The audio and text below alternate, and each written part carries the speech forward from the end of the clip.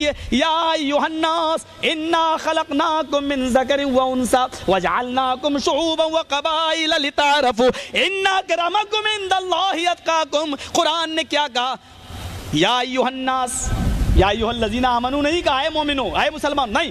یا ایھا الناس ہے سمپور جگت کے مانو گڑ، ہے ساری دنیا کے انسانوں، ہائے ساری دنیا کے انسانوں. اس کو ٹھوس ہندی میں کہیں گے ہائے سمپور جگت کے مانو گڑ، ہائے مانو جاتی، ہائے ساری دنیا کے لوگوں، ہم نے تم کو ایک ہی مرد سے اور ایک ہی استری سے پیدا کیا. انا خلقناکم من ذکر و انثی، ایک ہی مرد ایک ہی استری سے.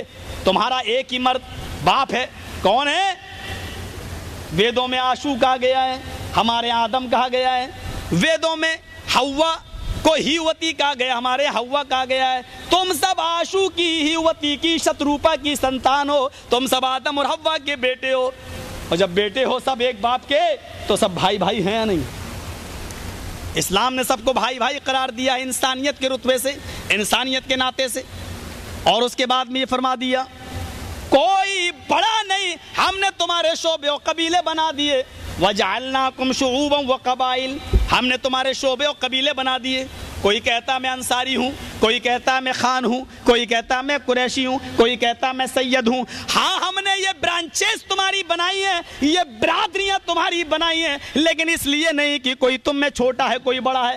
کوئی چھوٹا نہیں ہے کوئی بڑا نہیں ہے. خان انصاری سے اونچا نہیں ہے، انصاری کسی قریشی سے اونچا نہیں ہے، کوئی قریشی کسی سید سے اونچا نہیں ہے، اور کوئی سید بھی ان چاروں میں سے کسی سے اونچا نہیں ہے. تم سب برابر ہو. ان اکرمکم عند اللہ اتقاکم، اللہ کی نظر میں بڑا صرف وہی ہے، اللہ کے نزدیک بڑا وہی ہے جو اللہ سے سب سے زیادہ ڈرتا ہے.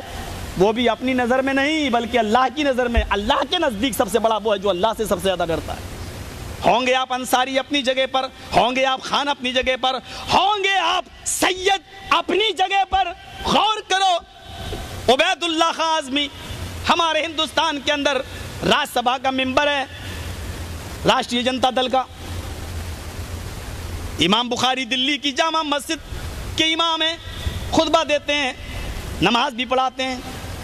دلی کی سڑکوں پر بھیک مانگنے والے بھکاریوں کو بھی ایک نظر ڈال لو، پیر کٹائے ہاتھ کٹائے، اذان کی آواز آتی ہے حی علی الصلاۃ. عبید اللہ خان اعظمی یہ نہیں کہہ سکتے کہ میں نہیں جاؤں گا، ابھی میرے لیے الگ اذان ہوگی، اس وقت میں جاؤں گا.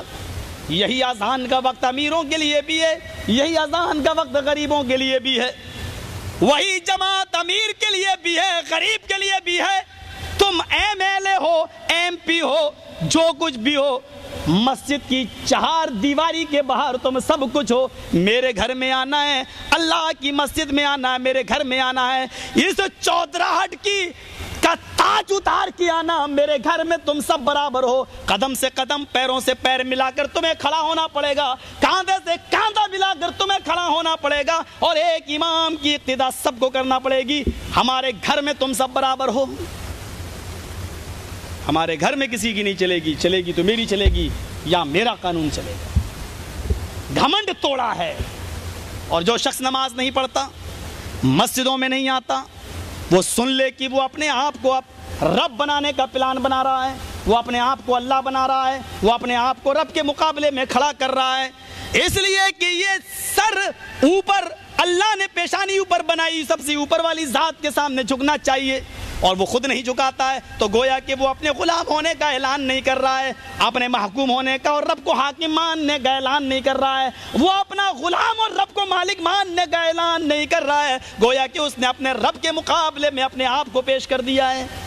اور رب کے مقابلے میں جو اپنے آپ کو پیش کرے اس کی حیثیت کیا ہوگی، اس کا انجام کیا ہوگا. تو یہ چیز صرف اسلام دیتا ہے.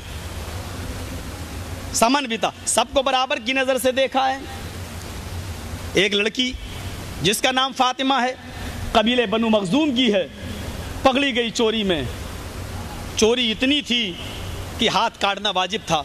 آپ نے کہا ہاتھ کاٹ ڈالو. کہا اللہ کے نبی بڑے گھر کی لڑکی ہے، ہاتھ نہ کٹوائیے، لوگ کیا کہیں گے.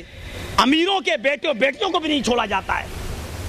آپ نے کہا اسلام لانے کے بعد یہ امیری و غریبی کا معاملہ کہاں سے آ گیا، چلو ہاتھ کاٹ ڈالو. ہاتھ کاٹ دیا، وہی ہوا جو ہونا تھا. لوگوں نے چڑھایا، تمہارا دھرم دیکھو کتنا، تمہارا مذہب دیکھو، امیروں کی بیٹیوں کے بھی ہاتھ کاٹ ڈالے گئے۔ محمد رسول اللہ کا جواب سنو کیا فرمایا آپ نے، اور یہی برابر کی نظر سے دیکھنا تھا۔ آپ نے فرمایا لو ان فاطمہ بنت محمد سرقت لقطت